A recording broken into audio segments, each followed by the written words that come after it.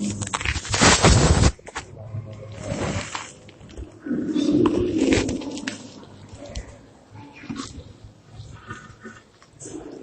لله نحمده ونستعينه ونستغفره ونعوذ بالله من شرور انفسنا ومن سيئات اعمالنا من يهد الله فلا مضل له ومن يضلل فلا هادي له واشهد ان لا اله الا الله وحده لا شريك له واشهد ان محمدا عبده ورسوله يا ايها الذين امنوا اتقوا الله حق تقاته ولا تموتن إلا وأنتم مسلمون يا أيها الناس اتقوا ربكم الذي خلقكم من نفس واحدة وخلق منها زوجها وبث منهما رجالا كثيرا ونساء واتقوا الله الذي تساءلون به والأرحام إن الله كان عليكم رقيبا يا أيها الذين آمنوا اتقوا الله وقولوا قولا سديدا يصلح لكم أعمالكم ويغفر لكم ذنوبكم ومن يطع الله ورسوله فقد فاز فوزا عظيما أما بعد فإن خير الحديث كتاب الله وخير الهدي هدي محمد صلى الله عليه وسلم وشر الأمور محدثاتها وكل محدثة بدعة وكل بدعة ضلالة وكل ضلالة في النار أعوذ بالله من الشيطان الرجيم بسم الله الرحمن الرحيم ألم تر كيف فعل ربك بأصحاب الفيل ألم يجعل كيدهم في تضليل وأرسل عليهم طيرا أبابيل ترميهم بحجارة من سجيل فجعلهم كعصف مأكول وقال تعالى ما كان للمشركين أن يعمروا مساجد الله شاهدين على أنفسهم بالكفر اولئک حبطت اعمالهم وفی النار هم خالدون۔ اللہ تبارک و تعالیٰ کی حمد و ثنا، اس کی تعریف و توصیف کے بعد درود و سلام ہو تمام انبیاء کرام پر، بالخصوص نبی آخر الزمان جناب محمد رسول اللہ صلی اللہ علیہ وسلم پر۔ اللہ تبارک و تعالیٰ کا یہ خاص انعام، اس کا کرم کسی شہر اور بستی والوں پر اس طرح ہوتا ہے کہ وہ اس شہر اور اس بستی والوں کو اللہ تعالیٰ ایمان کی فہم اور اس کی سمجھ سے نوازتے ہیں، اور ان کو اس بات کی توفیق ملتی ہے کہ وہ اپنے آپ کو مسلمان کہنے کے بعد یا مسلمان کہلانے کے بعد اس پر ثابت قدمی اختیار کرتے ہیں، یعنی اس پر قائم رہتے ہیں، اور اس پر اللہ کا انعام اور اکرام یہ ہوتا ہے کہ اللہ تعالیٰ ان کو ثابت قدمی کے ساتھ ساتھ اس تعلیم کو دوسروں تک پہنچانے کی توفیق دیتا ہے۔ اور اہل بصیرت اس بات کو جانتے ہیں کہ اس کے لیے سب سے بہترین سبب اور ذریعہ اللہ تعالیٰ نے جس چیز کو بنایا ہے وہ مسجدیں ہیں، مسجد سجدہ گاہ، جہاں اللہ تعالیٰ کی خالص اللہ تعالیٰ کی عبادت کی جاتی ہے، اسے مسجد کہا جاتا ہے۔ اس کے شرعی اعتبار سے اصول اور ضابطے بتائیں کہ ان مسجدوں کو تعمیر کرتے ہوئے آپ کن باتوں کا دھیان رکھیں، کن باتوں کا خیال رکھیں۔ چونکہ یہ مسجدیں روئے زمین کی سب سے مقدس، سب سے پاکیزہ اور سب سے عمدہ جگہ ہیں کہ اللہ تعالیٰ نے ان جگہوں کو تمام جگہوں کے مقابلے میں پسند فرمایا اور ان کو فضیلت سے نوازا۔ احب البلاد الی اللہ مساجدها وابغض البلاد الی اللہ اسواقها۔ اللہ کے رسول نے فرمایا کہ اللہ تعالیٰ کے نزدیک روئے زمین پر سب سے زیادہ پسندیدہ جو جگہیں ہیں وہ اللہ کی مسجدیں ہیں۔ وابغض البلاد الی اللہ اسواقها، اور اللہ کے نزدیک جو سب سے بری جگہ ہے، ناپسندیدہ جگہ ہے، وہ بازار ہے۔ پسندیدہ جگہ اللہ کی مسجدیں ہیں۔ جب یہ اللہ کی پسندیدہ جگہ ہیں تو اس کی تعمیر اور اس کو آباد کرنے والے لوگ بھی اللہ کو پسندیدہ ہی ہوں گے۔ اور اللہ تعالیٰ نے اس مقدس اور اس پاکیزہ جگہوں کو تعمیر کرنے کے لیے جن شخصیات کا اللہ نے انتخاب فرمایا وہ روئے زمین کی سب سے معزز اور پاکیزہ شخصیات ہیں۔ وَإِذْ يَرْفَعُ إِبْرَاهِيمُ الْقَوَاعِدَ من البیت و اسماعیل ربنا تقبل منا انک انت السمیع العلیم. جب خانہ کعبہ کی دیواروں کو ابراہیم اور اسماعیل تعمیر کر رہے تھے، اس کو بلند کرتے جا رہے تھے اور اللہ سے دعا کر رہے تھے ربنا تقبل منا، اے ہمارے پروردگار تو ہماری اس عبادت کو قبول فرما. ربنا تقبل منا انک انت السمیع العلیم، بے شک تو سننے والا ہے، جاننے والا ہے. ایک نیک کام کر رہے ہیں، اس نیک کام کے بعد اللہ سے دعا کر رہے ہیں. اس کا مطلب یہ ہوا کہ مومن کو چاہیے کہ وہ اپنی نیکیاں کرنے کے بعد اللہ سے ڈرتے ہوئے اس کی قبولیت کی دعا بھی کرے.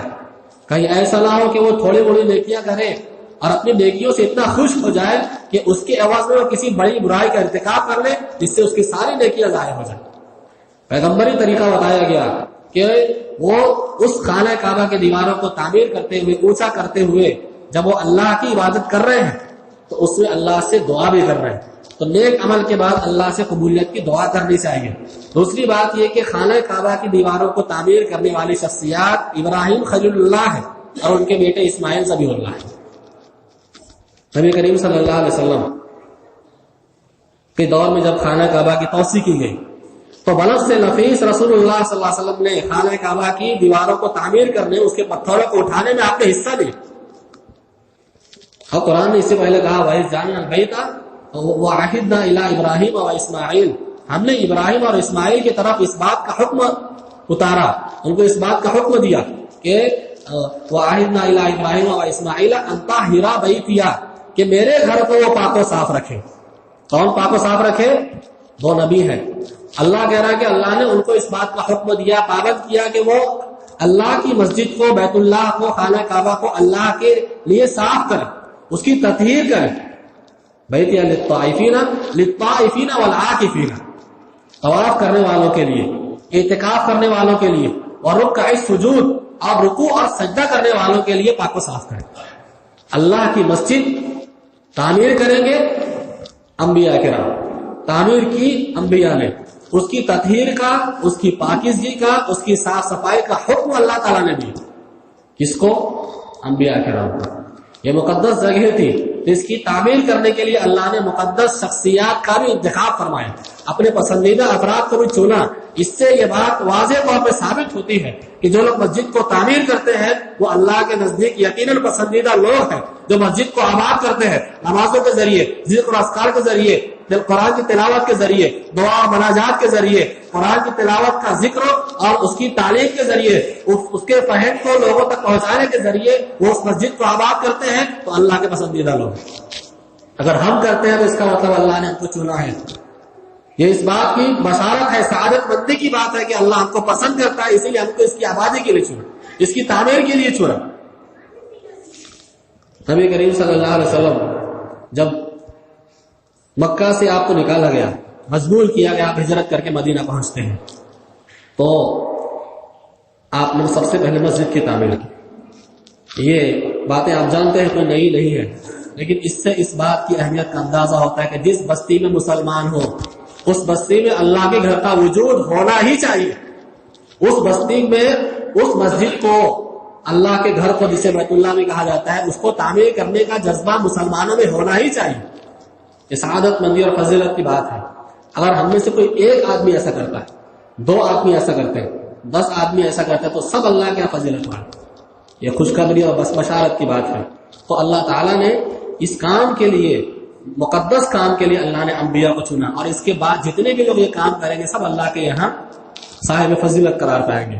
اللہ تعالیٰ نے قرآن مجید میں ایک مقام پر تذکرہ کرتے ہوئے فرمایا ما کان للمشرکین ان یعمروا مساجد اللہ، کہ اللہ تعالیٰ کی مسجدوں کو تعمیر کرنا، ما کان للمشرکین ان یعمروا مساجد اللہ، اللہ کے گھروں کو تعمیر کرنا، اس کو آباد کرنا یہ مشرکین کا کام نہیں ہے. شاہدین علی انفسہم بالکفر، وہ اپنے کفر پر خود ہی گواہ ہیں. خانہ کعبہ کی تعمیر کا پس منظر ہے کہ خانہ کعبہ کی تعمیر، اللہ کا گھر، اللہ کی مسجد، اس کو آباد کرنا یہ مشرکین کا کام نہیں ہے، بلکہ کیا ہے کہ وہ اپنے کفر پر خود ہی گواہ ہیں. بیت اللہ، مسجد حرام، خانہ کعبہ، اللہ کا گھر، یہ اللہ کی مسجد ہے، بیت اللہ ہے. لیکن دنیا کی تمام مسجدوں کے مقابلے میں اللہ تعالیٰ نے اس بیت اللہ کو، خانہ کعبہ کو، مسجد نبوی کو اور مسجد اقصی کو خصوصی فضیلت سے نوازا. خانہ کعبہ میں ایک وقت کی نماز کا ثواب 1,00,000 نماز کے برابر قرار دیا. یہ اللہ نے اس کو فضیلت عطا فرمائی. اور قرآن میں آیتیں اسی کے تناظر میں زیادہ نازل ہوئی، اس کی تعمیر اور اس کی تخریب. تو تعمیر کے سلسلے میں یہ بات بیان کی گئی کہ اللہ کے گھر کو، بیت اللہ کو تعمیر کرنا یہ مشرکین کا کام نہیں ہو سکتا. یہ ان کے حصے میں آیا ہی نہیں، یہ ان کی خوش قسمتی ہے ہی نہیں، بلکہ یہ ان کی بدنصیبی اور بدقسمتی ہے کہ وہ اپنے کفر پر خود گواہ ہے. ایسے لوگ اللہ کے گھر کو، اللہ کی مسجد کو تعمیر کر ہی نہیں سکتے. اس سے یہ بات پتہ چلتی ہے کہ اگر کوئی مسلمان کسی مسلمان گھرانے میں پیدا ہونے کے بعد وہ اپنا نام عبداللہ رکھے، عبد الرحمان رکھے، نسبتیں چاہے جتنی کرے مسلمانوں کی طرف، اگر اللہ کے گھر کی تخریب کی وہ کوشش کرتا ہے، اس سے وہ لوگوں کو روکتا ہے، تو یہ آیت کریمہ اس کے لیے تعزیرہ بیان کرتی ہے کہ تم کو اس بات سے ڈرنا چاہیے کہ تم اس معاملے میں مشرکین کے طرز عمل کرو. اللہ کی توفیق مسجد کو آباد کرنے کی مومنین کا حصہ ہے، ان کے حصے میں آئی، اور اس کی تخریب کرنا، اس سے لوگوں کو روکنا، اس کی عمارت کو نقصان پہنچانا، وہاں کے لوگوں کی مخالفت کرنا، یہ مخالفت کا طریقہ مشرکین کا طریقہ ہے. یہ مخالفت کا طریقہ یہود و نصارہ کا طریقہ. مسلمان کا وطیرہ نہیں ہو سکتا. مسلمان دیکھے گا کہ اللہ کا گھر ہے، اس گھر کی دیوار ہے، اس گھر کی اینٹ ہے، اس گھر کا پتھر پڑا ہوا ہے، وہ یہ سمجھے گا کہ یہ میرے گھر کا نہیں ہے، یہ کسی عام انسان کے گھر کی بات نہیں ہے، یہ بیت اللہ ہے، یہ اللہ کے گھر کا پتھر ہے، اس کی بات ہے. معمولی بات نہیں ہے اس کو نقصان پہنچانا. کہا گیا کہ مشرکین کا یہ کام نہیں ہو سکتا، وہ اپنے کفر پر خود گواہ ہے. اور اللہ نے آگے فرمایا کہ اولئک حبطت اعمالهم، ان مشرکین کے سارے اعمال کو اللہ نے برباد کر دیا. وفی النار هم خالدون، یہ اس میں ہمیشہ رہیں گے، جہنم میں. پھر آگے فوراً اللہ نے فرمایا انما یعمر مساجد اللہ، مسجدوں کو تعمیر تو وہ لوگ کرتے ہیں، اس کو آباد وہ لوگ کرتے ہیں. ظاہری طور پہ تعمیر بھی شامل ہے، اور باطنی طور پر اس کی آبادی، اس کو آباد کرنا مسجد نماز کے ذریعے سے، یہ بھی شامل ہے. اس کو آباد وہ لوگ کرتے ہیں من آمن باللہ والیوم الآخر، جو اللہ پر اور یوم آخرت پر ایمان رکھتے ہیں. اگر اللہ پر یوم آخرت پر ایمان ہوگا تو مسجد کے قریب رہنے والے لوگ، مسجد کے محلے میں رہنے والے لوگ اس مسجد کی آبادی کی ضرور فکر کریں گے. اگر وہ اس کی فکر نہیں کرتے، اس میں دلچسپی نہیں دکھاتے، بےحسی کا شکار ہے، نماز فجر ہو رہی ہے، مسجد کے بازو میں گھر ہے، گلے کے کونے پہ گھر ہے، لیکن وہ اس کو نماز کی فکر نہیں ہے، وہ مسجد کی تعمیر کی فکر نہیں کرتا، تو اس کا صاف مطلب یہ ہوا کہ وہ اللہ اور یوم آخرت پر ویسا ایمان نہیں رکھتا جیسا ایمان مطلوب ہے. اگر اس کو مطلوب ہے، مطلوبہ ایمان وہ رکھتا ہے، تو اللہ کے گھر کی تعمیر کی کوشش کرے. اللہ کے گھر کی تعمیر وہ لوگ کرتے ہیں جو اللہ پر اور یوم آخرت پر ایمان رکھتے ہیں. وہ اقام الصلاۃ، اور وہ نمازوں کو قائم کرتے ہیں. وہ آت الزکاۃ، زکات دیتے ہیں. ولم یخش الا اللہ، سوائے اللہ کے کسی اور سے نہیں ڈرتے. نماز رسول اللہ صلی اللہ علیہ وسلم کے طریقے پہ پڑھی جائے، زکات اللہ تعالیٰ کے بتائے ہوئے اور رسول اللہ صلی اللہ علیہ وسلم کے بتائے ہوئے طریقے پر دی جائے. اور ان تمام امور اور تمام معاملات میں، چاہے وہ دعوت و تبلیغ کا ہو، مسجد کی تعمیر کا ہو، اس کی آبادی کا ہو، اس معاملے میں اللہ اور یوم آخرت پر ایمان رکھنے والا مومن دنیا میں پھر کسی سے نہیں ڈرتا. کوئی ہمارا کچھ نہیں بگاڑ سکتا جب تک کہ اللہ نہ چاہے. تو وہ اللہ کے علاوہ کسی اور سے نہیں ڈرتے. فعسى اولئک ان یکونوا من المهتدین، امید ہے کہ یہی لوگ من المهتدین، ہدایت یافتہ لوگوں میں سے ہیں. یعنی جو اللہ کی مسجد کو تعمیر کرے اور اس کی آبادی کی فکر کرے، نماز کو قائم کرے، زکات کو ادا کرے، اور اللہ کے علاوہ کسی اور سے نہ ڈرے، تو اللہ تعالیٰ کہتا ہے کہ امید ہے، قریب ہے کہ یہی لوگ ہدایت یافتہ ہیں. تو ہدایت یافتہ لوگوں میں شمولیت کی علامت ہے اللہ کی مسجد کی تعمیر کرنا، اور گمراہ کن لوگوں کی علامت ہے اللہ تعالیٰ کے گھر کی مسجد کی تخریب کرنا، اس سے لوگوں کو روکنا، اس سے لوگوں کو دور کرنا، بدزنیاں پھیلانا، اور مختلف قسم کے پروپیگنڈے کرنا، مختلف قسم کی بدگمانیاں پھیلانا، الزامات لگانا، یہ تو ایسے ہے، یہ تو یہ فلاں ہے، ان کا فلاں سے تعلق ہے، یہ تو سنت کو نہیں مانتے، یہ تو اماموں کو نہیں مانتے، یہ تو ایسا نہیں کرتے، یہ تو فلاں کو نہیں مانتے، یہ تو ہمارے پیر صاحب کی تقریر نہیں کرتے، یہ تو ان کے ہاتھ پیر چومنے کے قائل نہیں ہے. اس قسم کی غلط فہمیاں پھیلانا جو خود ان کے یہاں بہت اونچا مقام رکھتی ہے، وہ ایسا کر کے سمجھتے ہیں کہ ہم بہت اچھا کام کر رہے ہیں. ایسا نہیں ہے، یہ طریقہ ہے گمراہ لوگوں کا. یہ قرآن کی آیتیں بتا رہی ہے کہ ہدایت یافتہ لوگ وہ ہوں گے جو مسجد کی تعمیر اور اس کی آبادی کی فکر کریں گے، اور گمراہ لوگوں کا یہ طریقہ ہے کہ اس کی تخریب کی کوشش کرتے ہیں. وہ تخریب کرنا مسجد کی یہ بہت بڑا جرم ہے. اللہ تعالیٰ نے ایسے لوگوں کو ظالم کہا۔ سورہ بقرہ میں جہاں تذکرہ ہوتا ہے کہ ابراہیم علیہ السلام اور اسماعیل علیہ السلام نے خانہ کعبہ کی تعمیر کی، ان آیتوں میں اللہ نے فرمایا ومن اظلم، اسی کے آگے پیچھے ومن اظلم ممن منع مساجد اللہ، اس شخص سے بڑھ کر ظالم اور کون ہو سکتا ہے، ایذکر فیہا اسمہ، ایذکر فیہا اسمہ، کہ وہ اللہ کے گھر میں اللہ کے ذکر کے کیے جانے کو روکتا ہے۔ کون اس سے بڑھ کر ظالم کون ہوگا؟ جو اللہ کی مسجد میں، اللہ کے گھر میں اللہ کے ذکر کے کیے جانے کو روکتا ہے۔ اب اللہ کے گھر میں اللہ کا ذکر کیسے کیا جائے گا؟ اللہ کا ذکر نماز ہے اور اس سے لگی ہوئی ساری عبادات ہے۔ ان کی مسجد میں مت جاؤ، ان کی مسجد میں جاؤ تو ایسے ہو جاؤ گے۔ جو آدمی یہ کر رہا ہے، مسجد کی تخریب کی کوشش کر رہا ہے، اس کی آبادی سے لوگوں کو روکتا ہے، تو اللہ تعالیٰ کہہ رہا ہے کہ یہ وہ لوگ ہیں جو ظالم ہیں۔ اور ظالم کون ہے؟ اللہ تعالیٰ نے آگے فرمایا وَسَعَىٰ فِي خَرَابِهَا، وہ اس کی ویرانی کی، اس کی بربادی کی کوشش کرتے ہیں کہ اس کی عمارت ہے، اس کی مسجد، اس کو نقصان پہنچاؤ، کوئی دیکھ نہیں رہا ہے چلو دیوار گرا دو، کوئی دیکھ نہیں رہے وضو خانے کا نل توڑ دو، کوئی دیکھ نہیں رہے اس کی بوری کو نقصان پہنچاؤ، ایسا کہ آج کل ہمارے یہاں ہو رہا ہے۔ ابھی کل ہوا 40 گاؤں میں ایک عزیز مسجد تعمیر کی گئی تو اس کی عمارت کو نقصان پہنچانے کی کوشش کی گئی۔ کیا ہے یہ؟ ان لوگوں کو کیسے یہ حق پہنچے گا جو بابری مسجد کی تخریب پر آنسو بہاتے ہیں، چلا چوٹ کرتے ہیں، احتجاج کرتے ہیں کہ ہمارے ساتھ غلط ہوا؟ آپ اپنے محلے کی مسجد کے ساتھ، اپنے گھر کی مسجد کے ساتھ، اپنے پڑوس کی مسجد کے ساتھ کیا سلوک کر رہے ہیں؟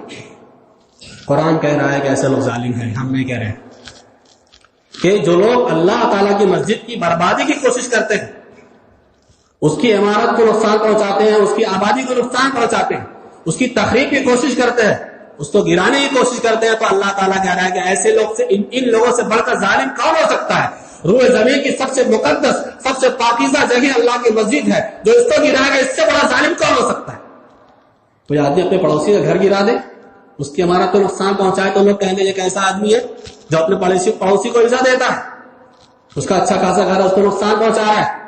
اگر وہ اللہ کی مسجد کو گراتا ہے، اس کے لیے نقصان کی کوشش کرتا ہے، تو اسے سوچنا چاہیے کہ اللہ تبارک و تعالیٰ کی مسجد کو نقصان پہنچانے والے لوگ کتنے بڑے ظالم ہو سکتے ہیں۔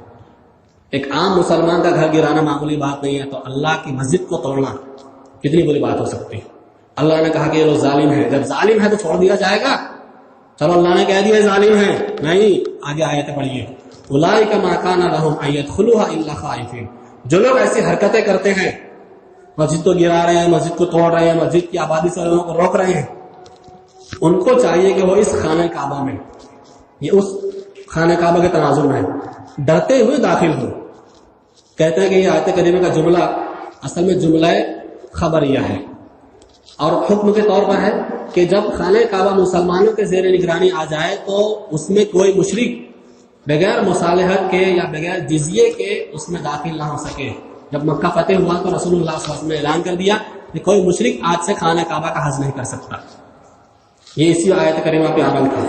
اللہ نے آگے فرمایا کہ جو لوگ مسجد کی بربادی کی کوشش کرتے ہیں تو ان کو اس میں یعنی خانہ کعبہ میں ڈرتے ہوئے داخل ہونا چاہیے۔ لہم فی الدنیا خزی، ان کے لیے دنیا میں رسوائی ہے، وَلَهُمْ فِي الْآخِرَةِ عَذَابٌ عَظِيمٌ، اور آخرت میں بہت ہی بڑا عذاب ہے۔ دنیا کی رسوائی کن کے لیے؟ اللہ کی مسجد کی تعمیر سے جو لوگوں کو روک رہے ہیں، اس کی بربادی کر رہے ہیں، اللہ کہہ رہے دنیا میں ان کے لیے رسوائی ہے۔ ہمارے یہاں جب مالیگاؤں میں جب دیانہ کی مسجد کا معاملہ ہوا تو بہت سارے اچھے اچھے لوگ اس میں شریک رہے، اس کو روکنے میں کہ یہاں تعمیر نہ کیا جائے۔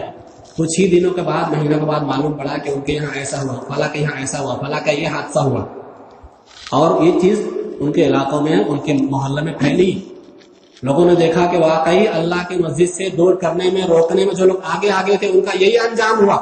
یہ اسی آیت کریمہ کی عملی تصویر ہے کہ جو لوگ دنیا میں، دنیا کی زندگی میں جو لوگ اللہ کے گھر کی تخریب چاہتے ہیں، اس کو گرانا چاہتے ہیں، اس سے لوگوں کو روکنا چاہتے ہیں، تو ان کے لیے دنیا میں رسوائی ہے، اور دنیا میں اسی طرح کی چیزوں کا شکار ہوگا۔ ایسی خبریں 40 دنوں کے بارے میں بھی کچھ ہے، لیکن اس کی تفصیل میں نہیں جانا۔ مطلوب یہ ہے کہ جو آدمی ایسا کرتا ہے وہ دنیا میں رسوائی کا شکار ہوگا اگر اسے توبہ نہیں کی تو۔ اور پھر جو اللہ کے یہاں ہے، دنیا میں رسوائی مل گئی، اللہ کے یہاں بچ جائے گا ایسا نہیں۔ اللہ نے فرمایا وَفِي الْآخِرَةِ عَذَابٌ عَظِيمٌ، اور آخرت میں بھی اس کے لیے عذاب عظیم ہے، بہت بڑا عذاب ہے اس کے لیے۔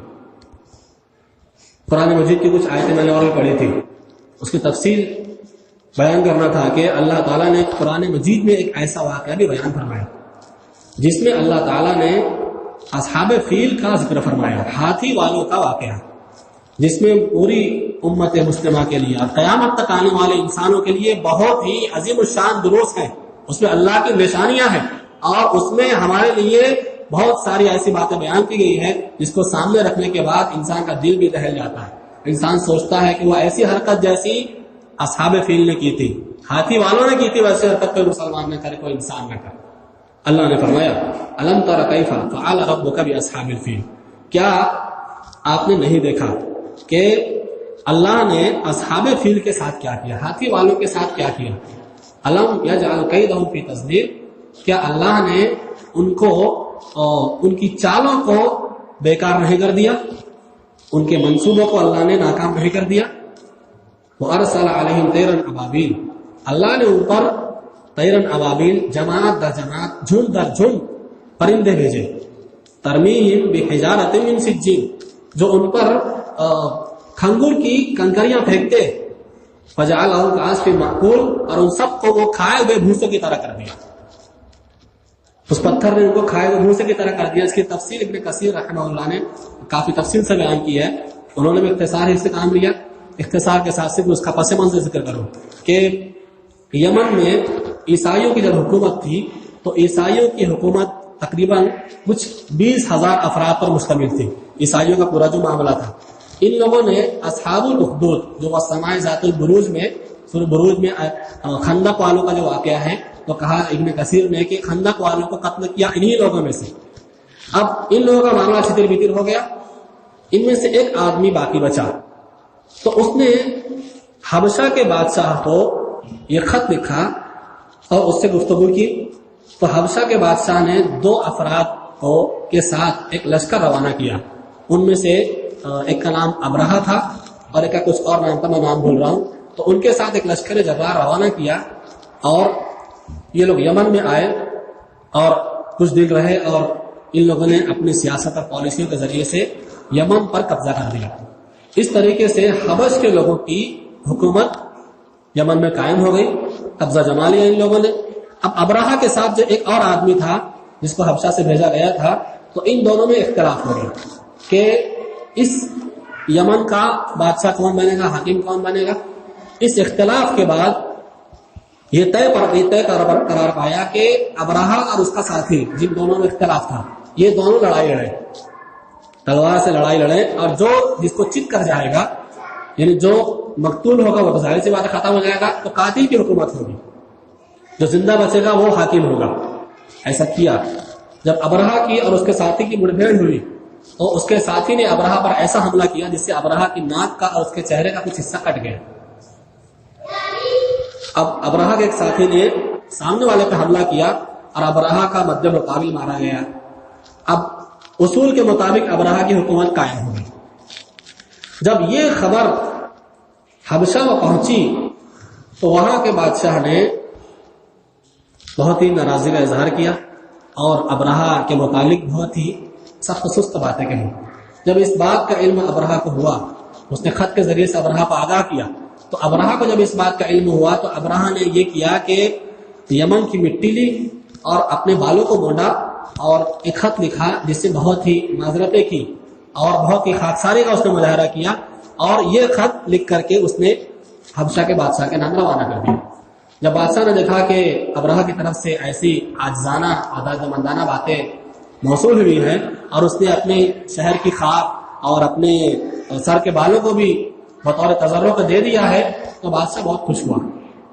اب بادشاہ کی مزید رضامندی اور خوشی حاصل کرنے کے لیے ابرہہ نے یہ کہا کہ میں آپ کے نام سے ایک ایسا کلیسا یمن میں بنواؤں گا جس کی مثال عیسائیوں میں بھی نہ ملتی ہوگی، یعنی انتہائی عظیم الشان کلیسا تمہارے نام سے یہاں یمن میں بنایا جائے گا۔ اس کی تعمیر کا منصوبہ بنایا گیا اور اس کا کام شروع کیا گیا۔ تو اس کو کلیس کہا جاتا تھا، اس لیے کہ اگر کوئی آدمی اس کی دیواروں کو دیکھنا چاہتا تو اس کا سر اس طرح ہو جاتا کہ اس کے ساری ٹوپی پیچھے سے گر جاتی تھی، اسی لیے اسے کلیس کہا جانے لگا۔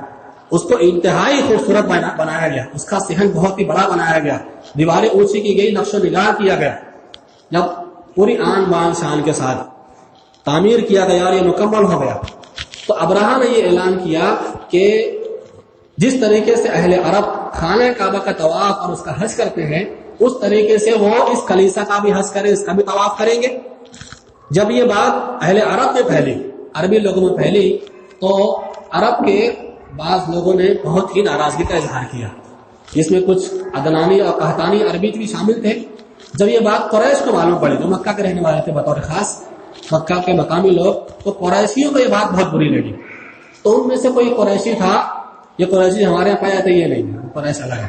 تو قریش میں سے ایک آدمی راتم رات صنعا گیا یمن، اور اس کلیسا میں پاخانہ کر کے گندگی کر کے صبح ہونے سے پہلے بھاگ آیا.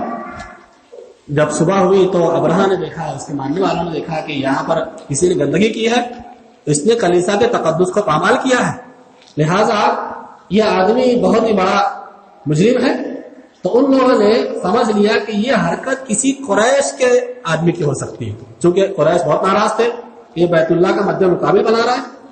تو انہوں نے سمجھ لیا کہ یہ کسی قریش کے آدمی کی حرکت ہو سکتی ہے. اتنا ہی نہیں ہوا، قریش میں سے کسی آدمی نے کچھ ایسی آگ لگائی جس سے دیکھتے دیکھتے پورا کلیسا جل کر راکھ ہو گیا. تیز ہوا چلی، پورا کلیسا جل کے راکھ ہو گیا. ابرہہ کو بہت غصہ آیا. اب ابرہہ نے یہ طے کر لیا کہ وہ خانہ کعبہ کی دیواروں کو منہدم کر دے گا اور پوری طریقے سے خانہ کعبہ کے وجود کو مٹا دے گا. چنانچہ اس نے ایک لشکر جرار تیار کیا اور اس میں ایک ایسا ہاتھی جو انتہائی موٹا تازہ، جس کی نظیر اور مثال نہ ملتی تھی، اس ہاتھی کو بھی تیار کیا گیا، اس کو ساتھ لیا گیا. اس میں تفسیر کی روایتوں میں ہے کہ حبش سے ہی اس ہاتھی کو بھیجا گیا تھا. بہرحال اس کا نام محمود تھا. اس ہاتھی کو تیار کیا گیا، اسے 7 لشکر کے رکھا گیا. اور بعض لوگ کہتے ہیں، بعض مفسرین، کہ اس ہاتھی کے ساتھ 8 ہاتھی یا 12 ہاتھی مزید اور تھے. یہ لشکر جرار بیت اللہ کی تخریب کے لیے، بیت اللہ کو گرانے کے لیے اپنے شہر سے نکلتا ہے، پوری آن بان شان کے ساتھ اتراتے ہوئے، تکبر کرتے ہوئے اپنے گھر سے جب نکلا تو ایک قبیلے کے لوگوں کو معلوم ہوا کہ ابرہہ ایسی حرکت کرنے جا رہا ہے. اس قبیلے کے سردار کو غیرت آئی، اس نے اپنے قبیلے کے لوگوں کو جمع کیا اور یہ کہا کہ ہمیں بیت اللہ کی حفاظت کرنی چاہیے. چنانچہ اس قبیلے کے سارے لوگوں نے اپنے سردار کے ساتھ مل کر کے اس کے ساتھ لڑائی کی، جنگ کی، اور قبیلے کے لوگ ہار گئے اور قبیلے کا بادشاہ گرفتار ہو گیا. ابرہہ نے اسے گرفتار کر کے اپنے ساتھ لشکر میں شامل کر لیا. اب یہ لشکر مزید آگے بڑھا. جب ایک اور مقام پر پہنچا تو ایک اور آدمی نے، ایک قبیلے کے سردار نے مزید اپنے لوگوں کو لے کر لڑائی کی. وہ بھی ہار گیا اور اسے بھی غلام بنا لیا، قیدی بنا لیا گیا اور اسے مکہ کا راستہ بتانے کے لیے متعین کیا گیا. مکہ کے راستوں کا جانکار تھا. اب اس میں غور کیجئے کہ ایک آدمی بیت اللہ کو گرانے کے لیے نکل رہا ہے، راستے میں 2 لشکر اس کو ملتا ہے جو بیت اللہ کی محافظت کرتے ہوئے ہار جاتا ہے، مارا جاتا ہے. اس میں اللہ کی کیا مشیت ہے؟ پورا واقعہ پڑھنے اور سمجھنے کے بعد سمجھ میں آتا ہے کہ اللہ تبارک و تعالیٰ کی اس میں مشیت اور حکمت کیا تھی کہ کیوں ایسا ہو رہا تھا کہ جو مد مقابل آتا ہے وہ ہار جاتا ہے. جب یہ مکہ کے قریب پہنچے تو مکہ کے قریب پہنچنے کے بعد ان لوگوں نے پڑاؤ کیا، ایک جگہ پڑاؤ کیا اور دیکھا کہ مکہ کے کچھ لوگوں کے جانور چر رہے ہیں. ابرہہ نے اپنی فوج بھیجی اور ان جانوروں کو گرفتار کر لیا، ان کو ضبط کر لیا. اس میں عبد المطلب، نبی کریم صلی اللہ علیہ وسلم کے دادا محترم کے بھی 200 اونٹ تھے. اب عبد المطلب کے بارے میں اس نے معلومات لی کہ یہاں پر اس خانہ کعبہ میں یعنی مکہ المکرمہ کے جو سردار ہیں ان کا نام عبد المطلب ہے. تو بادشاہ نے ان کو خبر بھیجی کہ عبد المطلب کو آگاہ کیا جائے کہ ابرہہ نامی بادشاہ یہاں تشریف فرما ہیں اور ان کا یہ مقصد ہے اور وہ یہ چاہتے ہیں، لہٰذا وہ عبد المطلب سے کچھ بات کرنا چاہتے ہیں. عبد المطلب کو مدعو کیا گیا. جب عبد المطلب ابرہہ کے خیمے میں داخل ہوئے تو عبد المطلب کو دیکھنے کے بعد ابرہہ مرعوب ہو گیا کہ انتہائی خوبصورت چہرہ، بارعب شخصیت، واقعی جو آدمی سرداری کے لائق ہو ویسا ان کا معاملہ تھا. चुनाचे जब अंदर ये दाखिल हुए तो अब्दुल मुत्तलिब को देख करके अब्रहा बहुत ही मुतासिर हुआ, तो अपना तख्त छोड़ दिया। अपना तख्त छोड़ने के बाद नीचे आ गया और उनके साथ फर्श पर बैठा, उनकी आजिज़ी देखी, उनसे गुफ्तगू की। अब्दुल मुत्तलिब ने कहा कि हमारे 200 ऊँट आप वापस कर दीजिए। अब्रहा बिगड़ गया, कहा कि मैं आपको देखकर आपकी बहुत चाहता था इज्जत करूं, तकरीम करूं, लेकिन सारी इज्जत और तकरीम खत्म हो गई। आप इतने गिरे हुए आदमी हैं, आपको बैतुल्लाह की फिक्र नहीं, आप 200 ऊँटों की फिक्र है। अब्दुल मुत्तलिब कहने लगे, हाँ, उस बैतुल्लाह की हिफाजत वो करेगा जिसका घर है। अब्दुल मुत्तलिब ने बात इसलिए कही थी कि मक्कातुल मुकर्रमा के लोगों में अब्रहा का मुकाबला करने की ताकत नहीं थी, इसीलिए उन्होंने मुनासिब समझा कि बैतुल्लाह है, इसको छोड़कर हम बाहर निकल जाएं, अल्लाह इसकी हिफाजत करेगा। अब अब्रहा से गुफ्तगू हुई तो कहा कि ये बैतुल्लाह है, इसकी हिफाजत करना उसकी जिम्मेदारी, जिसका ये घर है। चुनाचे अब्रहा ने 200 ऊँट उनको वापस कर दिए। अब्दुल मुत्तलिब ने अपना मुद्दा जाहिर कर दिया कि हम आपसे जंग नहीं करना चाहते, हमारे पास उसकी ताकत भी नहीं है, हम यहाँ से शहर छोड़कर निकल जाएंगे। चुनाचे अब्दुल मुत्तलिब गए, खाने काबा का कुंडा पकड़ा, उसकी दीवारों को पकड़ के अल्लाह से दुआ की। उनके साथ मक्का के और भी लोग शामिल थे कि परवरदिगार तेरा घर है, कल जब अब्रहा इस घर पर हमला करेगा, इस घर की तखरीब की कोशिश करेगा, इसको गिराने की कोशिश करेगा, तो अल्लाह तू इस कोशिश को नाकाम कर देना। ये तेरा घर है, इसकी हिफाजत करना तेरी जिम्मेदारी है रब्बुल आलमीन, हम इसकी हिफाजत की ताकत नहीं रखते। अल्लाह से दुआ की और ये दुआ की कि परवरदिगार अब्रहा कल के दिन मगलूब न होने पाए, तो अपनी ताकत का, अपनी कुव्वत का मुजाहिरा फरमा। चुनाचे वहां से निकल गए और मक्का छोड़ करके पहाड़ियों में जाकर पनाह ली और वहां से देख रहे थे कि अब्रहा का अंजाम क्या होता है। चुनाचे अब्रहा अपने हाथियों को लेकर खाने काबा की दीवारों को गिराने के इरादे से आगे बढ़ा कि हाथियों के खाने काबा में जंजीरें डाल करके हाथियों के गले में डाल दी जाएगी और हाथियों को खींचा जाएगा, इसकी वजह से एक बारगी में खाना काबा की पूरी दीवारें खत्म हो जाएगी, जमीन बोस हो जाएगी। चुनाचे इस इरादे के साथ आगे बढ़ता है। तो जिन 2 लोगों ने रास्ते में अब्रहा से जंग की थी, उनमें जो दूसरा आदमी जो नौफैल, गालिबन उसका कुछ नाम था इस तरह से, या हबीब बिन नौफैल, उसने खाने काबा के गिराए जाने वाले हाथियों में से महमूद नामी हाथी के कान में ये कहा, ये बैतुल्लाह है, ये अल्लाह का घर है, तो डर जा, इसकी तरफ ना बढ़, मामूली बात नहीं है ये। इस तरह की उसने बातें कही कि महमूद नामी हाथी जमीन पर बैठ गया। अब जमीन पर जब बैठ गया तो उसको मारा पीटा गया कि उठाकर चले, ये हम अपने मिशन में आगे बढ़े। ये जमीन से उठता ही नहीं, जब उसको उठा करके खाने काबा की मुखालिफ सिमत चलाया गया तो चाको चौबंद दौड़ने लगा बिल्कुल, लेकिन खाने काबा की तरफ आगे न बढ़ा। ये मामला चल रहा था कि अल्लाह तबारक व तआला ने अपनी कुव्वत, अपने जलाल और अल्लाह ने अपने पावर का वहां इजहार फरमाया। अलम तरा कैफा फअल रब्बुका बिअस्हाबिल फील, आपने नहीं देखा कि अल्लाह ने अस्हाबे फील के साथ कैसा मामला किया कि अलम यजअल कैदहुम फी तज़लील, उनकी ये काविश थी, उनकी ये तदबीर थी कि खाने काबा को गिरा दें, अल्लाह ने उसे बेकार कर दिया, नाकाम कर दिया।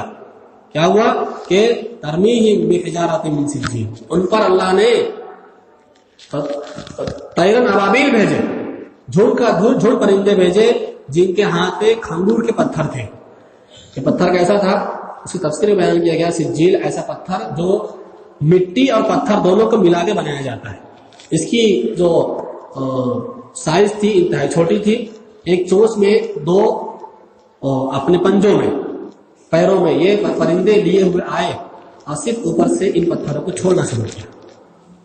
क्या देखते हैं मक्का के लोग कि जिस आदमी पर वो कंकर पड़ता है चकनाचूर होकर रह जाता है, उसका पोर उसके जिस्म का एक एक हिस्सा कट के छितिर बितिर हो जाता है। और सारे के सारे लोग वही मारे नहीं गए, जिस पर किसी पर लगा तो लोगों ने भागना शुरू किया। जब अज़ाब की कैफियत देखी तो लोगों ने भागना शुरू किया और अब्रहा पर भी एक पत्थर गिरा जिससे अब्रहा के पोर टूट कर गिर गए, उसका सीना फट गया, उसका दिल बाहर निकल गया और अल्लाह तबारक व तआला के अज़ाब का शिकार हो गया। खाने काबा के तनाज़ुर में अल्लाह ने बयान किया था कि जो लोग अल्लाह की मस्जिद की तखरीब चाहते हैं, उसमें जिक्र किए जाने से लोगों को रोकते हैं, ان کے لیے دنیا میں رسوائی ہے. اس رسوائی کی تفسیر اللہ نے خود بیان فرما دی سورہ فیل کے اندر کہ ابرہا خانہ کعبہ کو گرانا چاہتا تھا. اسی کے بارے میں اللہ نے یہ بیان فرمایا کہ جو اللہ کی مسجد یعنی خانہ کعبہ کی تخریب کی کوشش کرتا ہے, اس کی آبادی سے لوگوں کو روکتا ہے, اللہ کے ذکر سے لوگوں کو روکتا ہے, تو دنیا میں رسوائی ہے. یہ رسوائی ابرہا کے حصے میں آئی تھی. دنیا دیکھ لے گئے اور یہ جان لے گئے کہ جو لوگ اللہ کی مسجد کی تخریب چاہتے ہیں ان کا انجام دنیا میں اس طرح کا ہوتا ہے, اور جو آخرت میں ہونا ہے وہ تو ہونا ہی. ہم یہ نہیں کہتے کہ جو خانہ کعبہ جس طرح گرانے کا جرم ہے, عام مسجد گرانے کا جرم اس طرح ہو سکتا ہے, لیکن یہ بات ضرور ثابت ہوتی ہے کہ اللہ کے گھر کی تخریب یعنی اس کو گرانا, اس کو نقصان پہنچانا یہ معمولی بات نہیں ہے. خانہ کعبہ کو گرانا یہ معمولی بات نہیں ہے. ابرہا نے جب ایسی کوشش کی اللہ تبارک و تعالیٰ نے اسے ناکام بنا دی. ایسی کوشش منافقین نے بھی کی تھی. مسجد زرار بنائی مسجد نبوی کے مقابلے میں, اور اس مسجد زرار کا مقصد یہ تھا کہ اس سے مسلمانوں میں تفریق پھیلائی جائے, مسلمانوں میں اختلاف برپا کیا جائے. اور ان لوگوں نے تبوک جانے سے پہلے نبی صلی اللہ علیہ وسلم سے وعدہ لیا کہ جب آپ آئیں گے تو اس مسجد زرار کا آپ افتتاح کر دینا. اللہ کے رسول کو معلوم نہیں تھا, آپ عالم الغیب نہیں تھے, اس لیے آپ نے وعدہ کیا کہ تبوک سے واپس آنے کے بعد اس مسجد کا افتتاح فرما دیں گے. جب واپس آنے لگے تو اللہ نے حکم دیا, جبریل امین کے ذریعے سے خبر دی کہ ان منافقین کا مقصد کیا ہے. والذین اتخذوا, ان لوگوں نے جن لوگوں نے مسجد زرار بنائی, والذین اتخذوا مسجدا زرارا وکفرا وتفریقا بین المؤمنین, ان لوگوں نے مسجد بنائی ضرر پہنچانے کے لیے اور نقصان پہنچانے کے لیے, مومنوں کے درمیان تفریق پھیلانے کے لیے. تو اللہ کے رسول کو اللہ نے حکم دیا آگے چل کے لا تقم فیہ ابدا, آپ اس مسجد میں جسے منافقین نے تعمیر کیا ہے آپ اس میں ہرگز کھڑے ہو کر نماز نہ پڑھیں. لمسجد اسس علی التقوی, البتہ وہ مسجد جسے مسجد نبوی ہے اور مسجد قباء ہے, یہ مسجد جس کی بنیاد پہلے دن سے تقوی پر رکھی گئی, یہ اس بات کی زیادہ حقدار ہے کہ آپ اس میں کھڑے ہو کر نماز پڑھیں. اللہ کے رسول نے صحابہ کرام کو حکم دیا کہ اس مسجد کو گرا دیا جائے. اس کو گرا دیا گیا, اس میں آگ لگائی گئی اور صحابہ کرام نے اس میں دھوئے کو اڑتے ہوئے دیکھا. تو یہ مسجد زرار تھی جو مسجد نبوی کے مقابلے میں اور مسجد قباء کے مقابلے میں بنائی گئی تھی. اس کا مقصد یہ تھا کہ مسلمانوں کو توڑا جائے, ان کو کمزور کیا جائے, ان کے درمیان اختلاف برپا کیا جائے. قابل افسوس بات یہ ہے کہ ہمارے یہاں بھی اچھے دیندار کہلانے والے لوگ اب اس قسم کی حرکتیں کرتے ہیں. ایک مسجد بنے ان کے مسلک کی, اس کے بازو میں ہماری بننی چاہیے تاکہ ان کی مسجد میں لوگ نہ جائیں, ان سے نہ جوڑے, دین کی باتیں نہ سیکھیں, شرک اور بدعت شرک سے دور نہ ہو, بدعت سے دور نہ ہونے پائے, توحید اور کتاب و سنت کے قریب نہ ہونے پائے. ان مقاصد کے لوگ مسجد بناتے ہیں. اور بعض لوگ ایسے ہیں کسی جگہ دینی مجلس ہوگی اس کے مد مقابل وہ بھی کریں گے تاکہ اس مجلس کو نقصان پہنچے, اس سے لوگ نہ جڑے, اس کے لوگ قریب نہ ہو. توڑنے کے لیے دینی نشستوں کا مجلسوں کا انعقاد کرتے ہیں. اللہ کے رسول کو اللہ نے منع کیا آپ ایسی مسجد میں کھڑے نہ ہو. اس سے یہ ثابت ہوتا ہے کہ کوئی اگر آدمی دینی پروگرام کرتا ہے, کوئی ایسی مسجد بناتا ہے جس سے مسلمانوں میں تفریق پیدا کرنا ہے, تو وہاں ہمارا جانا صحیح نہیں ہے اس آیت کے تناظر میں. دوسری بات یہ معلوم ہوتی ہے اللہ کے مسجد کی تعمیر کرنے والوں کی بہت ہی زیادہ فضیلت ہے, اس کی تخریب کرنے والوں کا بہت ہی بڑا نقصان ہے دنیاوی اعتبار سے اور اخروی اعتبار سے. وہ لوگ جو اللہ کی مسجد کی تخریب چاہتے ہیں, اس سے لوگوں کو دور کرنا چاہتے ہیں, دنیا میں رسوائی ہوگی اور آخرت میں بھی ان کے لیے عذاب ہوگا. دنیا کی رسوائی ایسی ہی ہوگی, ظالم بادشاہوں کا تسلط ہوگا, ان کی پراپرٹی ضبط کی جائے گی, ان کا کاروبار تباہ کیا جائے گا, وہ سب کچھ ہونے کے بعد سکون سے نہیں رہ سکیں گے, ان کی شب و روز ہمیشہ خوف کے ساتھ گزرے گی. یہ رسوائی ہے, یہ دنیا میں بھی عذاب ہے اور آخرت میں بھی عذاب ہوگا. اللہ سے دعا ہے وہ ہمیں اس بات کی توفیق دے کہ ہم مسجدوں کے متعلق سنجیدہ ہوں, اسے آباد کرنے کی کوشش کریں. اللہ تبارک و تعالی ہمیں اس کی توفیق سے نوازے. اللہ ہمیں اس کی توفیق دے کہ ہم نیکی کا کام کریں اور کسی بھی چیز کی تعمیر میں ہمارا حصہ ہو. اور اللہ تعالی ہم سب سے دنیا اور آخرت میں اپنی رضامندی کو ہمارے لیے اللہ تعالی لکھ دے. دنیا اور آخرت کی ہر سعادت اور خیر سے اللہ تعالی مالا مال فرمائے. آمین. اقول قولی ربنا تقبل منا انك انت السميع العليم وتب علينا انك الحمد لله نحمده ونستعينه ونستغفره ونعوذ بالله من شرور انفسنا ومن سيئات اعمالنا من يهد الله فلا مضل له ومن يضلل فلا هادي له واشهد ان لا اله الا الله وحده لا شريك له واشهد ان محمدا عبده ورسوله. اما بعد اعوذ بالله من الشيطان الرجيم بسم الله الرحمن الرحيم ان الله وملائكته يصلون على النبي يا ايها الذين امنوا صلوا عليه وسلموا تسليما اللهم صل على محمد وعلى ال محمد كما صليت على ابراهيم وعلى آل إبراهيم إنك حميد مجيد اللهم بارك على محمد وعلى آل محمد كما باركت على إبراهيم وعلى آل إبراهيم إنك حميد مجيد. عباد الله رحمني ورحمكم الله. إن الله يأمر بالعدل والإحسان وإيتاء ذي القربى وينهى عن الفحشاء والمنكر والبغي يعظكم لعلكم تذكرون اذكروا الله يذكركم وادعوه يستجيب لكم ولذكر الله تعالى أعلى وأتم.